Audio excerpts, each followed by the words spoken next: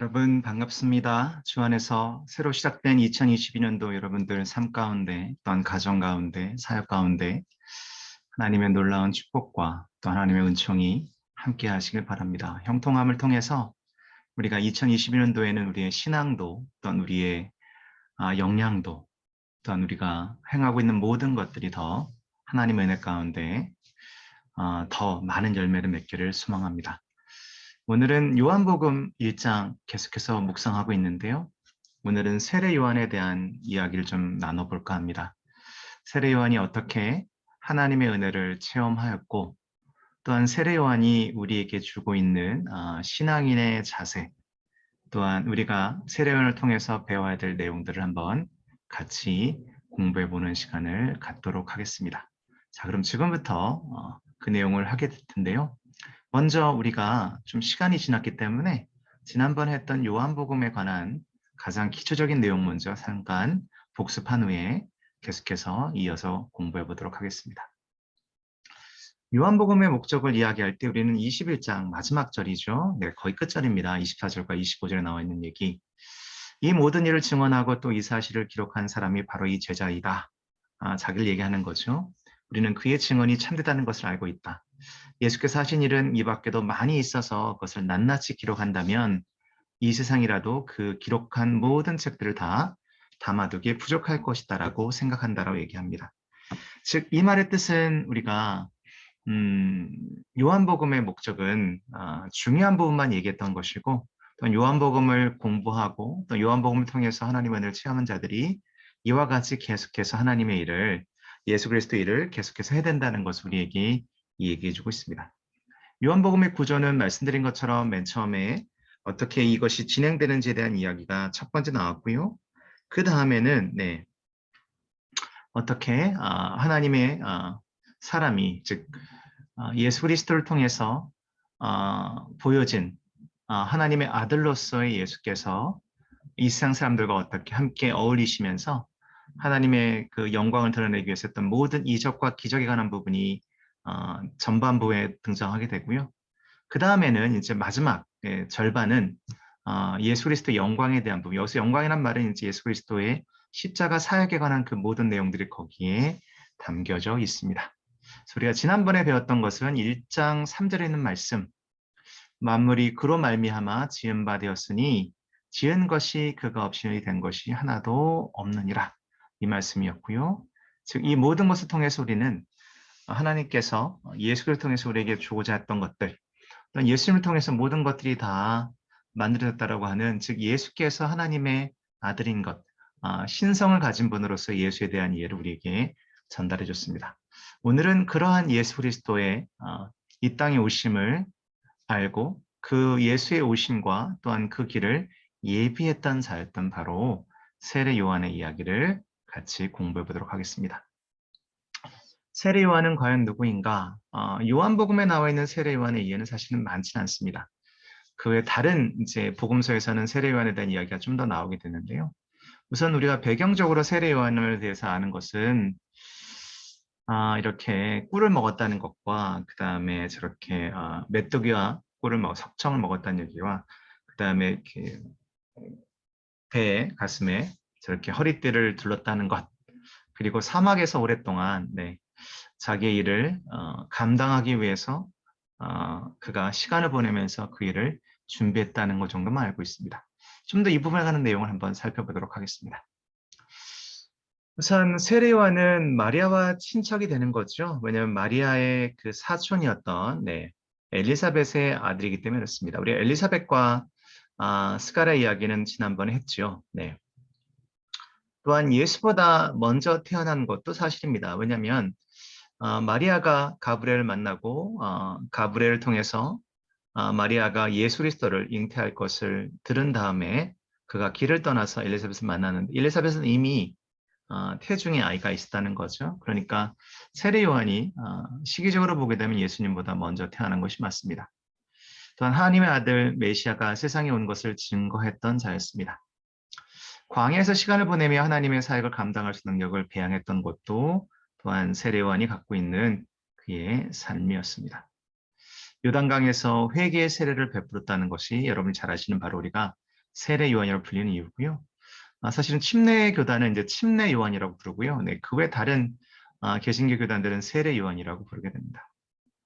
그가 죽음을 당한 것은 헤롯 왕의 잘못, 즉 헤롯 왕의 잘못은 자기의 형의 아내를 형수죠. 형수를 이제 형이 죽고 난 다음에 취했던 부분에 대해서 부적절한 그 내용에 대해서 지적하다가 결국은 그 자기한테는 수양딸이 되겠죠. 딸의 추매, 네가 원하는 뭐든지 주겠다 했을 때 사악하게도 네, 자기의 그 잘못을 지적했던 것이 괘씸했는지 그 왕후가 자기의 딸을 이용해서 세례 요한의 목을 요구해서 결국은 왕이 자기의 말을 지켜야 하기 때문에 세례 요한이 처형을 당하게 됩니다. 그럼 세례 요한의 임무는 무엇이었을까 살펴보면 이렇습니다. 우선 세례 요한은 하나님의 사자이고 사자라는 것은 하나님 메시지를 전달하는 자였고 주님의 길을 예비하는 자였고 광야에서 외치는 자의 소리였다라고 이사야 40장에 얘기하는 광야에서 외치는 자의 소리가 바로 요한이었습니다. 또한 요한의 세례는 회심을 위한 세례이며 그보다 더 크신 이가 세상에 온 것을 전달하는 일을 감당하고 있었습니다. 또한 그는 진정한 예수의 정체성을 가리키는 역할을 감당했죠. 이것이 굉장히 중요한 얘기입니다.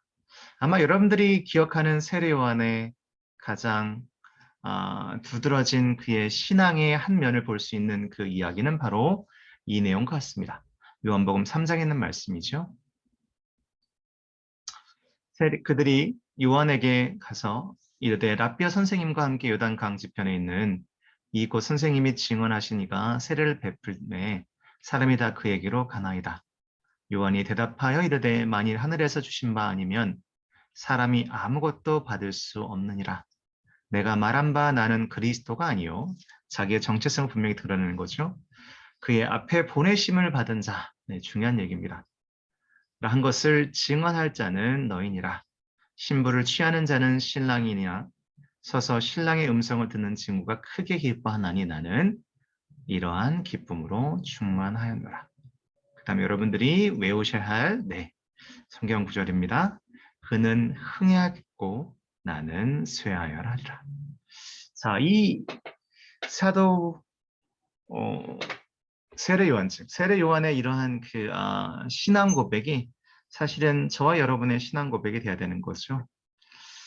우리 안에서 하나님은 더욱더 강성하신 분, 주님은 더 크신 분이 되셔야 되고 내 자신은 예수 그리스도에게 순종함으로 점점 작아지는 것이 우리가 진정으로 원하는 참된 신앙의 모습이고 세례 요한이 그것을 우리에게 가르쳐 주셨습니다. 예수님에 관한 세례 요한의 증언은 다음과 같습니다. 세례 요한은 예수님을 통해서 가장 위대한 선지자라고 칭함을 받았습니다. 그 이유는 요한복음 10장 41절 말씀에 등장하게 되는데요. 많은 사람이 그에게로 왔다. 그들은 이렇게 말했다. 요한은 표징을 하나도 행하지 않았으나 즉 세례 요한은 예수님처럼 많은 기적과 이적을 보이지는 않았지만 요한이 이 사람을 두고 한 말은 모두 참되다. 즉 그가 가장 위대한 선지자라는 것은 예수 그리스도에 관한 그의 모든 이야기들이 다 맞고 정확하고 또한 옳았다라는 거죠. 즉 가장 위대한 선지자라는 의미는 결국은 예수 그리스도를 그가 올바로 전했다라고 얘기할 수 있는 겁니다. 그러면서 그 세례요한이 전했던 예수는 크게 세 가지, 오늘 1장에 있는 말씀만 보고 본다면 세 가지가 있습니다. 첫 번째, 예수 그리스도는 세상 죄를 지고 간 하나님의 어린 양이라고 그는 예수를 표현하였습니다. 또한 예수님은 세례요한은 이렇게 얘기합니다. 하나님의 아들이시다. 이게 사실 요한복음의 가장 하이라이트가 되는 거였죠. 그리고 마지막 세 번째로는 성령 세례자라고 예수 그리스도를 소개하였습니다. 다시 말해 세례요한의 증언처럼 세 가지 예수님의 그 신분, 아이덴티티를 우리가 이해하지 못한다면 물론 이거 말고도 어마어마하게 많은 예수 그리스도에 대한 이해와 그다음에 표현이 있지만 이 우선 요한복음에 나와 있는 이 세 가지 예수 그리스도의 신분 또는 역할, 정체성에 관해서 우리가 온전한 지식을 갖지 못한다면 그분에 대한 온전한 이해가 우리에게 없다라고 이야기하는 거죠. 그래서 오늘은 이 부분에 대해서 좀 더 이야기를 나누고자 합니다. 그래서 앞서 언급된 세 가지 예수님의 역할에 관한 이해는 또한 우리가 계속 요한복음을 공부하게 될 텐데요. 요한복음 전체를 이해하는데 가장 결정적인 도움을 주게 됩니다. 우리가 기억하시는 대로 요한복음에서 예수는 어떻게 표현됐다고요? 하나님의 아들, 즉 신성을 강조했다라고 얘기할 수 있겠습니다. 그럼 마태복음은 왕으로서의 예수, 또 마가복음은 종으로서의 예수, 누가복음은 사람의 아들로서 인자로서의 예수를 강조했다라고 말씀드렸습니다. 자, 그래서 하나님의 어린 양, 하나님의 아들, 그 다음에 성례, 세례, 즉 성령 세례자, 성례가 아니면 이거 틀렸네요. 네, 성령 세례자, 네. 자동 비교된 것 같습니다. 자, 그래서 우리 같이 한번 계속해서 보도록 하겠습니다. 자, 첫 번째 우리가 봤던 것은 바로 예수는 하나님의 어린 양이다라고 되어 있습니다. 하나님의 어린 양. 다음날 요한은 예수께서 자기에게 오시는 것을 보고 말하였다. 보시오, 세상 죄를 지고 가는 하나님의 어린 양입니다. 자, 하나님의 어린 양, 우리가 뭐가 연상이 될까요? 네, 모세가 이스라엘 민족을 출애굽할 당시를 보시게 되면 바로가 절대로 그들을 보내지 못한다라고 얘기하죠. 그래서 10가지 재앙이 내리는데요. 그 마지막 재앙이 바로 장자, 모든 이집트의 애굽의 장자들이 다, 그러니까 즉 유대인과 뭐 이집트인 다 포함해서로 돼 있죠. 근데 이미 모세를 통해서 어떤 내용이 유대인들에게 전달됐냐면 어린 양을, 여기 어린 양이죠. 어린 양을 죽여서 어린 양의 피를 문설주 대문에다가 바르면 돼. 죽음의 신이 그 어린 양의 피가 묻혀 있는 집들은 그대로 통과한다. 패스오버.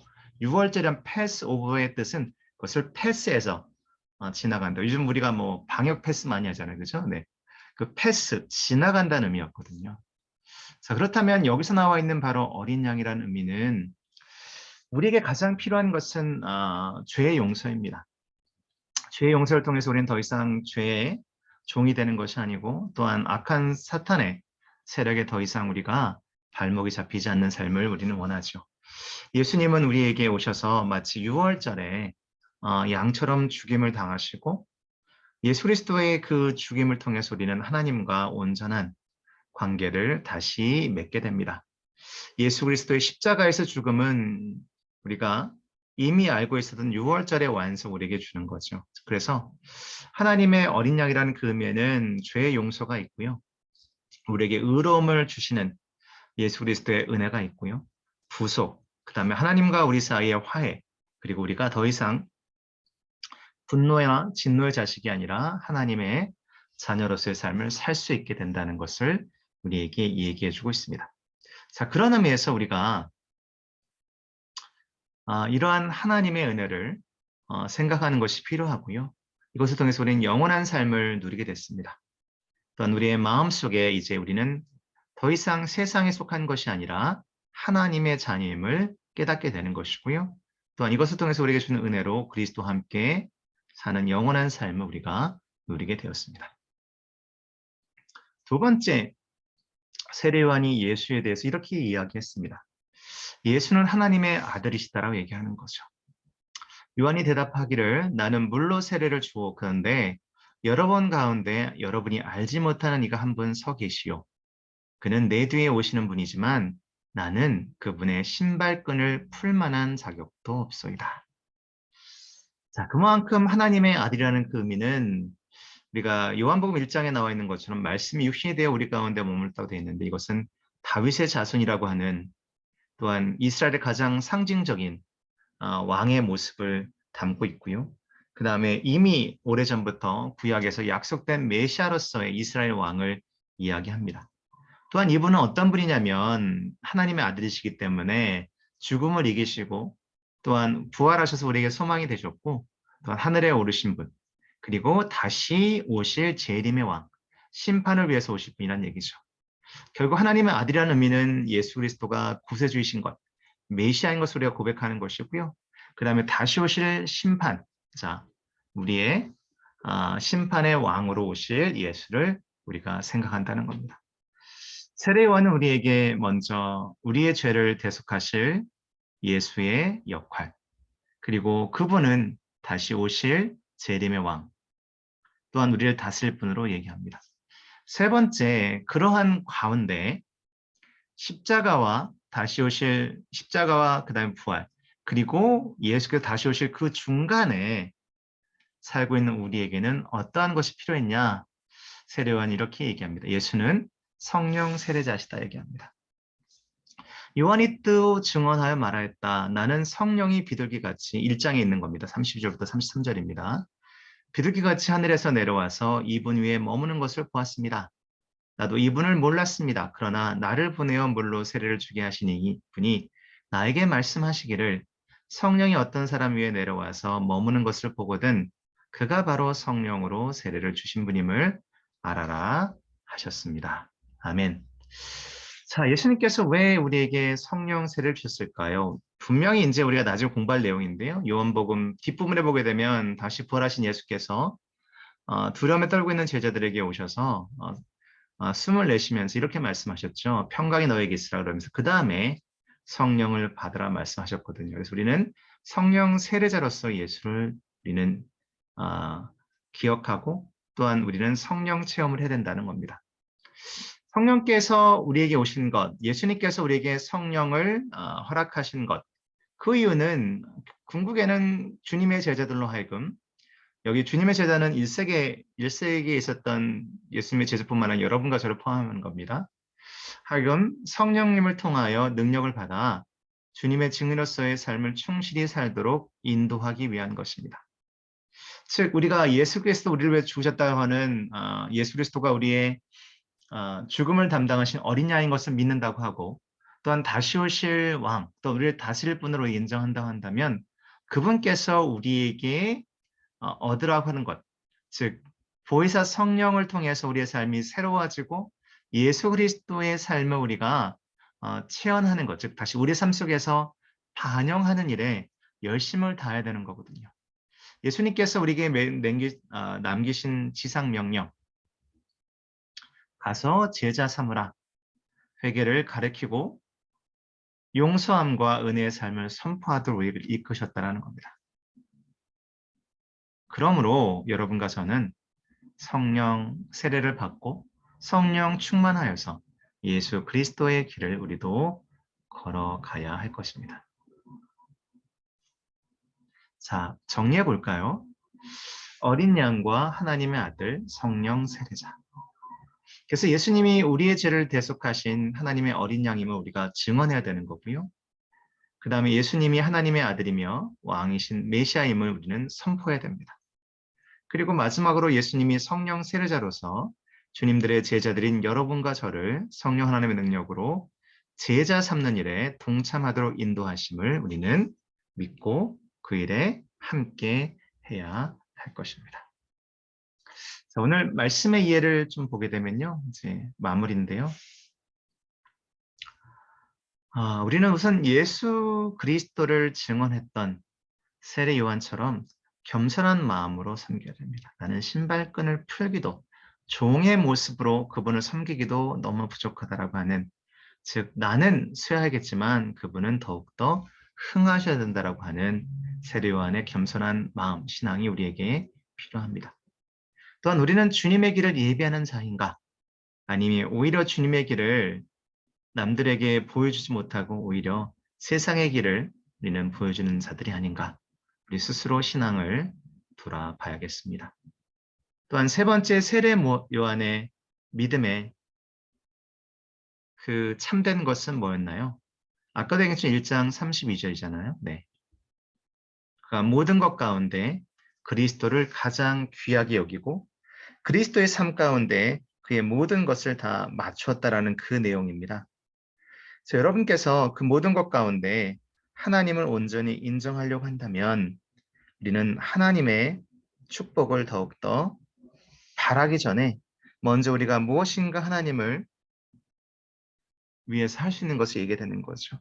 세례 요한은 이렇게 얘기합니다. 나는 그분을 이스라엘에 알리려고 하는 것입니다. 여러분과 저의 목적도 우리의 삶의 목표도 이와 같이 세례 요한을 닮아서 우리가 만난 주님을 우리의 사랑하는 이들에게 전하는 것이 되어야 할 것입니다. 자, 이 말씀을 여러분들이 한번 꼭 새기셨으면 좋겠습니다. 많은 사람이 그에게로 왔다. 그들은 이렇게 말하였다. 요한은 표징을 하나도 행하지 않았으나 요한이 그 사람을 예수를 두고 한 말은 모두 참되다. 어쩌면 우리에겐 많은 은사가 없을 수도 있습니다. 우리가 하는 일이 매우 작을 수도 있겠습니다. 또한 어찌 보게 되면 매우 큰 것이 아닐 수 있습니다. 하지만 이렇게 얘기하죠. 내가 했던 모든 일을 보고 사람들이 저 사람은 그렇게 대단한 사람은 아니지만 그 사람이 보여줬던 그가 믿는 예수는 참으로 참되다는 것을 그의 삶을 통해서 온전히 드러냈다. 이러한 것만 우리가 얻게 된다 해도 우리의 삶은 성공한 것이라고 보여집니다. 자, 오늘은 1장 중간 부분 정도를 할 것 같고요. 이제 다음 주에는 끝부분 하게 되는데요. 처음으로 예수님께서 제자를 부르시는 장면이 등장하게 됩니다. 여기에서도 우리에게 전달되는 메시지가 있습니다. 이 메시지 잘 얻기를 바랍니다. 날씨가 추운데요. 날씨 잘 보시면서 다니시고요. 우리가 1월 달부터 다시 시작되는 요한복음을 이거 여러분들 좀 막 퍼날렸으면 좋겠어요. 다른 사람에게 보내주기도 하고 그래서 그 사람들로 하여금 또한 아주 짧은 이 영상이니까 보고 또 은혜를 체험했으면 좋겠습니다. 여러분 모두 한 주간 승리하시고 우리 다음 주에도 뵙도록 하겠습니다. 여러분 고생하셨습니다. 감사합니다.